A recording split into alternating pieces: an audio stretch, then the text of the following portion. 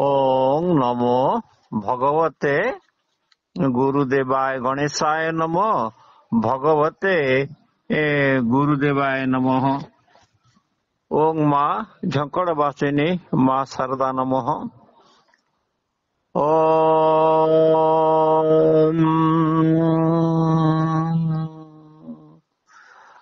वराभयं कर संत करुणा मय विग्रहम् अमुना पुरोधरण्या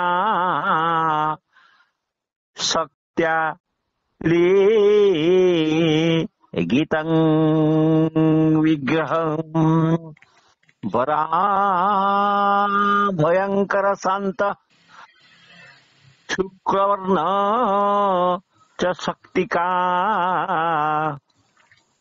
ज्ञानानंद मया साक्षात सर्व ब्रह्मा स्वरूपं। हे देवी महामाई, या देवी सर्वभूतेषु मातृरूपेण संस्थिता। नमो तस्यै नमो तस्यै नमो तस्यै नमो नमो बोली गोटे कहली शेष अक्षर। किंतु ये कली चारि पाद पाप अधर्म को नहीं जीव क्रियमाण होइछि। वेद चतुर्वेद अटे, ऋग साम यजु अथर्व। कली युग अथर्व वेद अटे। तेणु आमे कली युगे एते माँ को पीठ को आमे आसीचे, माँ को वर्णना करूचे। आमर गोटे हूँ कौन गोटे कथा हूँ आमर गोटे स्तोत्र अच्छी अनोक्षेकं त्रैकर्ता दंडिनीति तबेव च सौम्य सौम्य जगद्रूपे स्तोइतं देवी पूजितं कुतान्यंतं मुते देवी सर्वज्ञं मय वपु अधाते देवदेवस्य योगी चित्य मदाभूतम। हे महामाई माते जगत जनिमा शाला, ये कली युग एटे राजनीति दंडनीति कूटनीति सबु चलची। हे जगत जननी, एठी ज्ञानी अज्ञानी कपटी लंपटी। हे जगत जननी माँ शारदा, आपण विष्णु बोला बोली वेदर अच्छी। तेणु आपण पीठ को आसु माँ, आपण सौम्य विश्व रूप से समस्त विश्व रे परिव्याप्त हुई अमृतमयी देवी अटंती। हे देवी माँ, आप यज्ञ स्वरूप अटंती, करुणामयी विष्णु पाटराणी। हे माँ जगत जननी पद्मावती देवी, आपण ज्ञानी माने ज्ञान उदाहरण जमी कालिदास को आपण भक्त जन मूर्ख उद्धार करते। ए मूर्ख पुत्र तो पाखु आसी कौन बुद्धि ताकू टे सावरत हबु। कहीं माँ तते प्रणाम, सत सत प्रणाम। तू हृदय सबुथक विराजमान तू। तेणु कमर चंडी कहती जा देवी सर्वभूते जो मातृरूपेण संस्थिता नम तस्यै नम तस्यै नम तस्यै नमो नमः।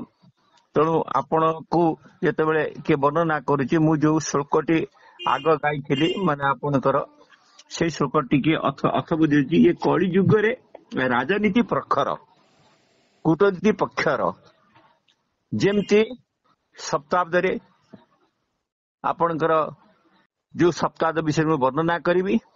जने मुसलमान राजा को डाकी अन्य सांग हिंदू राजा को मारी जो पापाचार करथिले एक जुगे।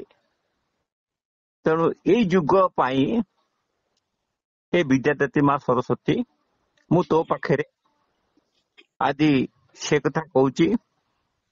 मु गोटे निर्वेद लोक लोक कहती ये बाबा जने कली जुगर अर्थवेद काम करुचंते, अर्थ नहीं कथा कहते। तेणु मु अकर्मा बोली अर्थ मागुची, जेहेतु मु गरीब ତେଣୁ ଏଠି ଯୋଉ ଦିବା ରାତ୍ରି ହଣାକଟା ଚାଲିଛି, ବାଡିଆ ପିଟା ଚାଲିଛି, ଚୋରି ଡକାଇତି ଚାଲିଛି, ଠକାମି ଚାଲିଛି, ଦୁର୍ନୀତିମାନ ସମାଜରେ ବଢୁଛି। ଏଠି ମହାମହିମ ମାନେ ନିଜର ଶକ୍ତି ହରେଇକିରି ମାନେ ବିଦେଶୀ ଦେଶରେ ସାହାଯ୍ୟ କରୁଛନ୍ତି। ଏଇ ଯୋଉ କଥା ତୁ ଏକା ଜାଣିଛୁ। ଯେମିତି ମଦ୍ୟପାନକାରୀ ଦିବରାତି ଅଘଟଣ ମାନ ଘଟିଛନ୍ତି, ଏହି ଯୋଉ କର୍ମ ମୋର କହିବା କଥା ଆପଣଙ୍କର ଅନେକ ଦେଶ ଅଛି, ଆପଣଙ୍କର ଅଙ୍ଗାଅଙ୍ଗୀ ଆପଣ ସେଠିକି ଯାଇପାରୁଛନ୍ତି। ଆପଣଙ୍କୁ ଇଏ ସୁନ୍ଦର ସ୍ୱରୂପ ଜମ୍ବୁଦ୍ୱୀପକୁ କାହିଁ ଚିହ୍ନିଲେ? ଏଠି ବାରମ୍ବାର ଆସୁଛନ୍ତି, ଇତିହାସ କହୁଛି, ସେ ବିଷୟରେ ବର୍ଣ୍ଣନା କରିବି ଆଜି ମାଙ୍କ ପୀଠରେ। ହେ ଜଗତ ଜନନୀ ମତେ ଆଶୀର୍ବାଦ ଦେ। ଆପଣଙ୍କର ଯୋଉ ସ୍ୱାଧୀନତା ଦିବସ ହେଲା, ଆପଣଙ୍କର ମୋଦି ମହାପ୍ରଭୁ ଭାଷଣ ଦଉଛନ୍ତି, ରାହୁଲ ଗାନ୍ଧୀ ପାହାଚରେ ଚଢିଛନ୍ତି ସେ ଜାଗାକୁ ଯିବା ପାଇଁ। ଆପଣ ଦେଖିଛନ୍ତି ନା ନାଇଁ? ଦେଖିଛି। କିନ୍ତୁ ସେଇଭଳି ଉପେକ୍ଷାନ ଆମର ଏବେ ଆସୁଛି। କିପରି ଆସୁଛି ଦେଖନ୍ତୁ। ଆଜ୍ଞା ମୁଁ ଆପଣଙ୍କୁ କହିବାକୁ ବାଧ୍ୟ ହଉଛି, ଆପଣଙ୍କର ଯେତେବେଳେ 1123 ଜଣ ଇନ୍ଦ୍ରପ୍ରସ୍ଥ ବା ଦିଲ୍ଲୀ ସିଂହାସନରେ ଖ୍ରୀଷ୍ଟପୂର୍ବ 300 ଅଧଠାରୁ 1192 ଖ୍ରୀଷ୍ଟାବ୍ଦ ପର୍ଯ୍ୟନ୍ତ 41 ବର୍ଷ ମାନେ ଆପଣଙ୍କର 4192 ବର୍ଷ ରାଜନ କରିଥିଲେ, ବୁଝିଲେ। ସେତେବେଳେ 119 ଖ୍ରୀଷ୍ଟାବ୍ଦ ଥିଲା। ଭାରତର ଯିଏ ଆମର ଶେଷ ସ୍ୱାଧୀନ ରାଜା ଥିଲେ ପୃଥ୍ୱୀରାଜ ଆଉ ଜୟଚନ୍ଦ୍ର, ଯେମିତି ଆପଣଙ୍କର ପ୍ରଧାନମନ୍ତ୍ରୀ ରାହୁଲ ଗାନ୍ଧୀ। ତେଣୁ ସେମାନେ ଦିଟା ପ୍ରତାପଶାଳୀ ଥିଲେ। ଆପଣଙ୍କର ମୋର କହିବା ଉଦ୍ଦେଶ୍ୟ ହଉଛି, ବର୍ତ୍ତମାନ କଳିର ଶେଷ ସମୟରେ ଗୋଟେ ଏକ୍ଜାମ୍ପଲ ଆପଣ ଦଉଛି। ଯୋଉ ଆପଣଙ୍କର ବଙ୍ଗଳାଦେଶର ଯୋଉ ପ୍ରଧାନମନ୍ତ୍ରୀ ତାଙ୍କ ନାଁ କଣ? ଶେଖ୍ ହସିନା। ଆଜ୍ଞା ଦେଖନ୍ତୁ, ସେ ଜାତିର ମହମଡିଆନ। ଆଜ୍ଞା ସିଏ କାହିଁ ଭାରତକୁ ଆସିବାକୁ ଚେଷ୍ଟା କଲା, କାହିଁ ମୁସଲମାନ ଦେଶକୁ କାହିଁ ନ ଗଲା? ମୋର ଆପଣଙ୍କୁ କୋଶ୍ଚିନ୍, ଆପଣ ମିଡିଆ ବାଲା ଭାବିଲି ଆଜ୍ଞା। କଣ ଉଦ୍ଦେଶ୍ୟ କଣ? ଭାରତ ସହିତ ତାର ଦୋସ୍ତି ଅଛି ନା, ତେଣୁ ସେଥିପାଇଁ ଆସିଲା। କ୍ଷମା କରନ୍ତୁ, ତାହା ନାହିଁ। ମାଳିକା ଯାହା କହୁଛି ତାକୁ ଶୁଣନ୍ତୁ। ଇଏ ହେଲେ ସୁପନେଖାର ବଂଶଧର, ସବୁ ମହମଡିଆନ। ଏମାନେ ସବୁ ମକ୍କା ମଦିନାକୁ ଈଶ୍ୱର ବୋଲି ମାନନ୍ତି। ସେଠି ନିଜର ଜୀବନ ତ୍ୟାଗ କରିବାକୁ ଚାହାନ୍ତି। ଯେହେତୁ ଆପଣଙ୍କ ଯୋଉ ସୁପନେଖା ଯୋଉ ମକ୍କା ମଦିନାରେ ଯୋଉ ଶିବଲିଙ୍ଗ କରିଛି, ସେ ତାଙ୍କର ହେଲେ ଗୁରୁ। ତାପରେ ଏମାନେ ମକେଶ୍ୱର ବୋଲିକିରି କରିଛନ୍ତି। ତେଣୁ ମୋର ଉଦ୍ଦେଶ୍ୟ ହଉଛି କହିବାର, ଆପଣ ଧ୍ୟାନ ଦେଇ ଶୁଣନ୍ତୁ। ଯେତେବେଳେ ପୃଥ୍ୱୀରାଜ ଜୟଚନ୍ଦ୍ର ଥିଲେ, ଏପି ଆମର ମହାପ୍ରଭୁ ମୋତି ଅଛନ୍ତି, ରାହୁଲ ଗାନ୍ଧୀ ଅଛନ୍ତି। କଳିର ଶେଷ ମୋମେଣ୍ଟରେ ଦେଖନ୍ତୁ, ୟା ଭିତରେ ଜଣେ କିଏ ପୃଥ୍ୱୀରାଜ ଅଛି, ଆଉ ଜଣେ କିଏ ଜୟଚନ୍ଦ୍ର ବି ଅଛି। ଆଉ ଏଇ ଯୋଉ ମହିଳା ଜଣକ ଆସିଛନ୍ତି ଶେଖ୍ ହସିନା, ମୋର କହିବା କଥା ଆପଣଙ୍କର ପୃଥ୍ୱୀରାଜ ଥିଲେ କୋଉଠି? ଆଜମିର ବା ଦିଲ୍ଲୀର ସମ୍ରାଟ ଥିଲେ। ଯିଏ ବର୍ତ୍ତମାନ ଦିଲ୍ଲୀର ସମ୍ରାଟ ଅଛନ୍ତି କିଏ? ଆପଣଙ୍କର ନରେନ୍ଦ୍ର ମୋଦି। ସେମିତି ଜୟଚନ୍ଦ୍ର ଥିଲେ କୌନଜର ସମ୍ରାଟ ଥିଲେ ସେତେବେଳେ ସମୟରେ। ଆପଣ ଟିକେ କଣ କୁହନ୍ତୁ ଆଜ୍ଞା। ଏଇ ଜୟଚନ୍ଦ୍ର ଆଉ ପୃଥ୍ୱୀରାଜଙ୍କର କ୍ଷମତା, ରାଜବିଭବ ବହୁତ ଉଚ୍ଚକୋଟୀର ଥିଲା। ମାନେ ଦି ଜଣ ଯାକ କେହି କାହାକୁ ମାନେ ମାନେ କମ ନୁହନ୍ତି, ପ୍ରଭାବଶାଳୀ। ଜୟଚନ୍ଦ୍ର କଣ କଲା? ଦେଖିଲା ଇଏ ଦିଲ୍ଲୀ ସହରରେ ବସିଛି ପୃଥ୍ୱୀରାଜ, ସେ କଣ କଲା? ଈଶାନ୍ୱିତ ହେଇ ମହମ୍ମଦ ଘୋରୀକୁ ଡାକିଲା, ଯେମିତି ଶେଖ୍ ହସିନା ଆସିଛି ଆମ ଭାରତକୁ। ତେଣୁ ପୃଥ୍ୱୀରାଜଙ୍କ ବିରୁଦ୍ଧରେ ଉଭୟ ମିଶିକିରି ଯୁଦ୍ଧ ଯାତ୍ରା କଲେ। ତେଣୁ ଆ ଫଳରେ ଆପଣ 1192 ଖ୍ରୀଷ୍ଟାବ୍ଦ ରେ ମହମ୍ମଦ ଘୋରୀ ଆଉ ଜୟଚନ୍ଦ୍ର ବୋଲିକିରି ଆପଣଙ୍କର ପୃଥ୍ୱୀରାଜକୁ ଖତମ କରିଦେଲେ, ଦିଲ୍ଲୀ ସିଂହାସନ ଅଧିକାର କଲେ। ତେଣୁ ଏଇ ଯୋଉ ତାପରେ ସେ ହେଲେ ମୁସଲମାନ, ତାଙ୍କର ମହମ୍ମଦ ଘୋରୀ ସିଏ ଭାରି ଟ୍ରାକ୍ଟିସ୍। ସେ ଯେତେବେଳେ ଇଏ ତା ଭାଇକି ଡାକିକି ମରଉଛି, ତେଣୁ ସିଏ କଣ କଲା? ଜୟଚନ୍ଦ୍ର ସହିତ ଯୁଦ୍ଧ କଲା, ଛାଡିଲା ନାହିଁ। ଯେ ଇଏ ତ ଭାଇରେ ପଡୁନାହାନ୍ତି, ସେ ତାକୁ କାମୁଡୁଛି, ଏ ତାକୁ କାମୁଡୁଛି, ସିଏ କହୁଛି ଇଏ ପଡୁନାହାନ୍ତି, ସିଏ କଣ ଜୟଚନ୍ଦ୍ରକୁ ମାରିଦେଲେ। ତେଣୁ ଏଇ ଯୋଉ ଇତିହାସ ଭାରତର ଶେଷ ରାଜା ଏଇ 2 ଜଣ ହିନ୍ଦୁ ଥିଲେ, କିଏ? ପୃଥ୍ୱୀରାଜ ଆଉ ଜୟଚନ୍ଦ୍ର। ହିନ୍ଦୁ ରାଜା ଥିଲେ କେତେବେଳେ? ଆପଣଙ୍କର କହିଲି ଆ ପୂର୍ବରୁ ଖ୍ରୀଷ୍ଟାବ୍ଦ କହିଛି 1192 ଖ୍ରୀଷ୍ଟାବ୍ଦ ଏସବୁ କରିଥିଲେ। କିନ୍ତୁ ତାପରେ ଏମାନେ ମହମ୍ମଦ ଘୋରୀର ମୁସଲମାନ ଶାସନ ଆମର ଭାରତ ପ୍ରତି ଆରମ୍ଭ ହେଇଗଲା। 1192 ଖ୍ରୀଷ୍ଟାବ୍ଦ 1784 ଖ୍ରୀଷ୍ଟାବ୍ଦ ପର୍ଯ୍ୟନ୍ତ 572 ବର୍ଷ ମଧ୍ୟରେ 30 ପୁରୁଷ ଧରି ସେମାନେ ମୁସଲମାନ ଭାବେ ରାଜତ୍ୱ କଲେ। ମନେ ରଖିଥାନ୍ତୁ 572 ବର୍ଷ।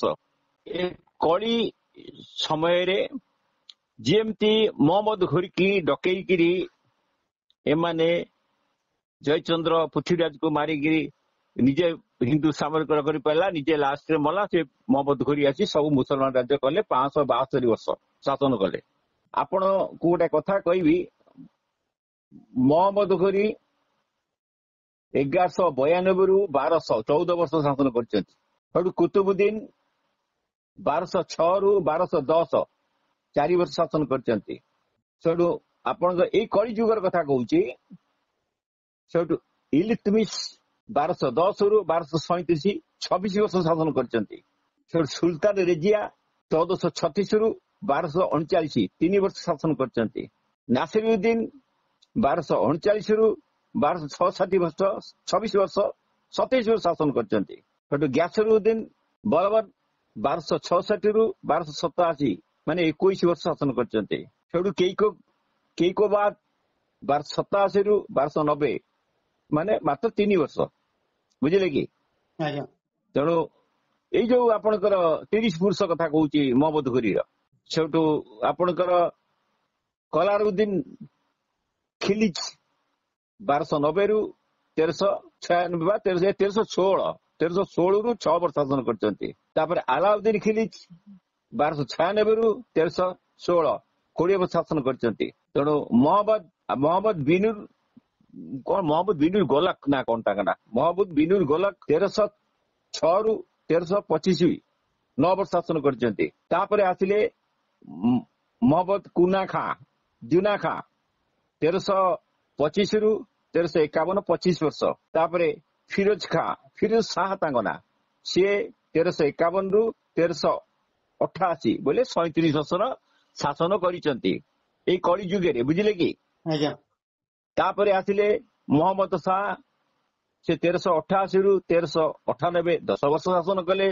ତାପରେ ତୈମୁରୁଲଙ୍ଗ ଯାକ ଆମେ ପାଠ ପଢି ସବୁ ଇତିହାସ, ସେ 1398ରୁ 1400 ମାନେ ମାତ୍ର 2 ବର୍ଷ। କିଏ?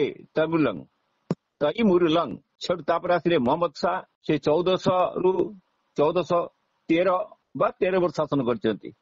ତାପରେ ଶୋୟବଂଶ ସୁଲତାନ 1413ରୁ 1450 ଆପଣଙ୍କ 37 ଶାସନ କରିଛନ୍ତି। ସେଠୁ ବୁହୁଲୁଲ ଲୋଧି 1450ରୁ 1489 39 ଶାସନ କରିଛନ୍ତି। ସେଠୁ ଆପରେ ଆସିଲେ ରୁହନ୍ତୁ କଣ ସିକନ୍ଦର ଲୋଧି 1489ରୁ 1517 28 ଶାସନ କରିଛନ୍ତି। ତାପରେ ଆସିଲେ ଇବ୍ରାହିମ ଲୋଧି, ସେ 1517ରୁ 1526 9 ବର୍ଷ ଶାସନ କରିଛନ୍ତି। ତାପରେ ଆସିଲେ ବାବର, ସେ 1526ରୁ 1530 ମାତ୍ର 4 ବର୍ଷ। ତାପରେ ହୁମାୟୁନ 1530ରୁ 1540 ମାତ୍ର 10 ବର୍ଷ। ଶେର ଶାହ 1540ରୁ 1545 ମାତ୍ର 5 ବର୍ଷ। ସେଠୁ ହୁମାୟୁନଙ୍କର 1545ରୁ 1555 10 ବର୍ଷ ପୁଣି ଶାସନ କଲେ ହୁମାୟୁନ। ସେଠୁ ପୁଣି ଆକବର, ଯିଏ ପଣ୍ଡିତ ମାନଙ୍କୁ କହନ୍ତି ମୋ ଭାଗ୍ୟ ବଦଳେଇ ପାରିବ, ଅମୁକ ଆକବର ପଣ୍ଡିତ ମାନେ କହନ୍ତି ଅମୁକ ଦିନ ସମ୍ମୁଖ ହବ, ସମୁଦ୍ର ଅମୁକ ହବ, ନା ତାହେଲେ ତମର କୋଉଦିନ ହବ, ନା ଆଜ୍ଞା ଆମର ଭଲ ଅଛି, ତାକୁ ହାଣି ଦିଅନ୍ତି। ଆକବର ଏଡେ ବଦମାସ ଥିଲେ। ସେ 1555ରୁ 1605 50 ବର୍ଷ ଶାସନ କରିଛନ୍ତି। ସେଠୁ ସେଲିମ ଜାହାଙ୍ଗୀର 1605ରୁ 1626 20 ବର୍ଷ ଶାସନ କରିଛନ୍ତି।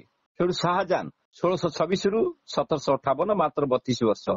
ସେଠୁ ମହମ୍ମଦ ଶାହ, ସେଠୁ ଆଲିବର୍ଦୀ ଖାଁ, ସେଠୁ ସିରାଜ ଉଦ୍ଦୌଲା 1707ରୁ 1764 ମାତ୍ର 57 ବର୍ଷ ଶାସନ କରିଛନ୍ତି। ବୁଝିଲେ କି ଆଜ୍ଞା? ମହାପ୍ରଭୁ ଆଜ୍ଞା କୁହନ୍ତୁ। ମୋଟ ହିନ୍ଦୁ ରାଜଙ୍କର ଆପସରେ ଭାଇ ଭାଇ ଭିତରେ ଝଗଡା ହେଇକିରି 29 ଜଣ ରାଜାଙ୍କର ରାଜତ୍ୱ କାଳରେ ମାତ୍ର 562 ବର୍ଷ। ଏହାପରେ 1784 ଖ୍ରୀଷ୍ଟାବ୍ଦରୁ 1947 ଖ୍ରୀଷ୍ଟାବ୍ଦ ପର୍ଯ୍ୟନ୍ତ 183 ବର୍ଷ ଧରି ଇଂରେଜ ମାନେ ଆମ ଦେଶରେ ରାଜତ୍ୱ କଲେ। ବୁଝିଲେ କି? 1764 ଖ୍ରୀଷ୍ଟାବ୍ଦରୁ 1947 ଖ୍ରୀଷ୍ଟାବ୍ଦ ବୋଲେ 1764 ମସିହା 1947 183 ବର୍ଷ ଇଂରେଜ ଶାସନ କରିଛନ୍ତି। ତେଣୁ ଆମର କହିବାର କଥା ହଉଛି ତାପରେ ଆସିଲେ କି ସୁରଥ କଥା ମହାତ୍ମା ଗାନ୍ଧୀ ନେତୃତ୍ୱ କଲେ ଏ ଦେଶକୁ ସେଇ ଇଂରେଜ ରାଜରୁ ଲୋପ ପାଇଛି। ସୁଭାଷ ବୋଷ ନେତୃତ୍ୱ କରନ୍ତି ଲୋପ ପାଇଛି। ଟିପୁ ସୁଲତାନ ଏମିତି କେତେବେଳେ ରଣା ପ୍ରତାପ ଏମିତି କେତେବେଳେ ଏମିତି ବହୁତ ଜୀବନ ଦେଇଛନ୍ତି। ବହୁତ ପାଇକ ବିଦ୍ରୋହ ହେଇଛି 1947 ମସିହାରେ। ଅନ୍ତତଃ 18 ବର୍ଷ 1947 ମସିହାରେ ଆପଣଙ୍କର ଯୋଉ ମହାତ୍ମା ଗାନ୍ଧୀ ଆପଣଙ୍କର ବର୍ତ୍ତମାନ ସ୍ୱାଧୀନତା କେତେ ହେଲା 78 ବର୍ଷ ନା? ଆଜ୍ଞା 78 ବର୍ଷ ହେବ ଭାରତ ସ୍ୱାଧୀନ ହୋଇଛି ମାନେ ଆଜିକୁ। କିନ୍ତୁ ମୋଟରେ ହିନ୍ଦୁ ରାଜା ଆରମ୍ଭ ହେଇଥିଲା 125 ରାଜାଙ୍କର। 125 ରାଜା ଥିଲେ ମୋଟରେ ହିନ୍ଦୁ ରାଜତ୍ୱ ଯୋଉ ଆରମ୍ଭ କରିଥିଲେ 125 ରାଜା ଥିଲେ। ସେ 42 ବର୍ଷ ମାନେ 92 ଦିନ ଶାସନ କରିଛନ୍ତି। 42 ବର୍ଷ 92 ମାସ। ଆଜ୍ଞା। ସେଠୁ ମୁସଲମାନ ରାଜତ୍ୱ ପରେ 230 ରାଜା ଆସିଥିଲେ ପୁଣି ହିନ୍ଦୁ ରାଜା। ସେ 562 ଶାସନ କରିଥିଲେ। ତାପରେ ଇଂରେଜ ରାଜାଙ୍କର 183 ବର୍ଷ। ତେଣୁ ତାପରେ କଂଗ୍ରେସ ଆସିଲା ନା ଆଜ୍ଞା? ଆଜ୍ଞା। କଂଗ୍ରେସ ଶାସନ କର ମାତ୍ର ରାଜତ୍ୱ 19 ବର୍ଷ ରହିଲା। ସର୍ବମୋଟ କଂଗ୍ରେସ ଶାସନ 50 ବର୍ଷ 65 ଦିନ। ଏହିପରି 1965 ମସିହାରେ ପର୍ଯ୍ୟନ୍ତ କଳି ଯୁଗର ଏଇ ଯୋଉ ଭୋଗ 5065 ବର୍ଷ ମଧ୍ୟରେ ହେଇଛି। ବୁଝିଲେ କି ଆଜ୍ଞା? ଆଜ୍ଞା। ତେଣୁ ରାଜା ମାନେ ଜଗତ ରାଜତ୍ୱ କରି ଆସୁଛନ୍ତି। କିନ୍ତୁ 1965 ମସିହାରୁ 1962 ମସିହା ପର୍ଯ୍ୟନ୍ତ 7 ବର୍ଷ ମଧ୍ୟରେ ବହୁତ କିଛି ମାନେ ସେତେବେଳେ ମେଛ ସଂଘାର ହେଇଥିଲେ। କଣ ହେଇଥିଲା? 1971 ମସିହାରେ ଗୋଟେ ବାତ୍ୟା ହେଇଥିଲା। ତେଣୁ ମନେ ରଖିଥାନ୍ତୁ ବର୍ତ୍ତମାନ ଯୋଉ ସମୟ ଚାଲିଛି ମୋର କହିବା କଥା ଯୋଉ ଶେଖ ହସିନା ଆସିକିରି ଆମ ଦେଶରେ ରହି ହିନ୍ଦୁତ୍ୱ ସେ ଜଣେ ମୁସଲମାନ। ତାଙ୍କୁ କଣ ମୁସଲମାନ କଣ୍ଟ୍ରି କେତେ ଅଛନ୍ତି? ତେଣୁ ସେଠି କାହିଁକି ଇଣ୍ଡିଆକୁ ଆସିଲା? ଏକ ତେଣୁ ତାକୁ ବିଶ୍ୱାସ କରିବା ରାଜନୀତି କ୍ଷେତ୍ରରେ ଆମର ଯୋଉ ନେତାମାନେ ଅଛି ତାକୁ ଠିକ ନୁହେଁ। ତା ପୂର୍ବରୁ ମୁଁ ଜଣେଇ ଦେଇଗଲି କଣ ଆପଣଙ୍କ ପୃଥ୍ୱୀରାଜ ଆଉ ଜୟଚନ୍ଦ୍ର କଥା। ତେଣୁ ଏବେ ଯୋଉ ରାଜନୀତି କରୁଛନ୍ତି ଜଣେ ତ ଭାଷଣ ଦଉଛି ଆଉ ଜଣେ ପାହାଚ ଚଢି ପୁଣି ଯାଇ ଅନ୍ୟ ଜାଗାରେ ଅଧରୁ ଓହ୍ଲେଇ ଆସି ଗାଈ ପିଇଯିବା ଅନ୍ୟ ଭାଷଣ ଦବା ଇଏ କଳି ଯୁଗର ଶେଷ ମୋମେଣ୍ଟ ବୋଲି ସୂତଉଛି। ତେଣୁ ମାଳିକାର ଗୋଟିଏ ଅଙ୍କରେ ଲେଖା ଅଛି କିଛି ଦିନ ମୋଗଲ ରାଜ୍ୟ ହବ। ଇଏ ହବ କେବେ? 2034 ମସିହା ପରେ। ମନେ ରଖିଥାନ୍ତୁ 2034 ମସିହା ପରେ ହବ। ତେଣୁ ସେ ସେତେବେଳେ ମାତ୍ର 16 ବର୍ଷ ରହିବେ ସେମାନେ। ତାପରେ ସେମାନେ କୁ ହଟେଇବେ। କିଏ? ସ୍ୱୟଂ ଭଗବାନ ହଟେଇବେ। ବଳରାମ ରାଜା ହେବେ। ଯୋଉ ତପସ୍ୟା କରୁଛନ୍ତି ସେମାନେ ହେବେ। କିଛି ଦିନ ମୋଗଲ ସମ୍ରାଟ ଏ କଳିଯୁଗ ଶେଷ ମୋଟରେ ହବ ଆଜ୍ଞା।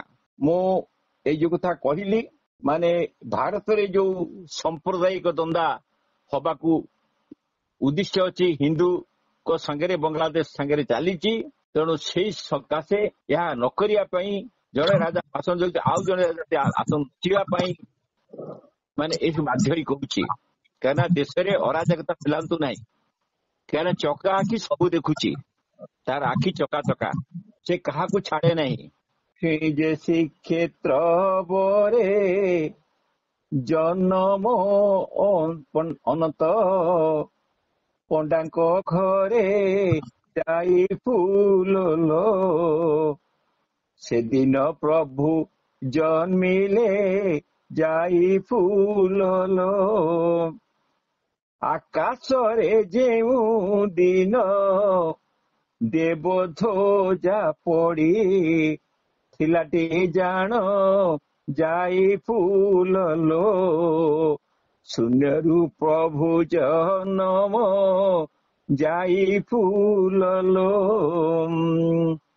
ସେଇ ଶୂନ୍ୟ ଯେ ପୁରୁଷ ଶୂନ୍ୟରୁ ଆସିବେ ପାଳିବେ ଦେଶ ଯାଇ ଫୁଲଲୋ 2040 କୁ ଘୋଷ ଯାଇ ଫୁଲଲୋ 2040 ଘୋଷ ଆଜ୍ଞା କଳିରେ 3 ଜନମ ହେବେ ପରା ପ୍ରଭୁ ସେ ନାରାୟଣ ଯାଇ ଫୁଲଲୋ କିଏ ବୁଝିବ ଏହାର ମର୍ମ ଯାଇ ଫୁଲଲୋ କଳି ଯେ ଶେଷ ହୋଇବ ସତ୍ୟ କିଛି ଦିନି ଭୋଗ କରିବ ଯାଇ ଫୁଲଲୋ ମୋଗଲ ରାଇଜ ହେବ ଯାଇ ଫୁଲଲୋ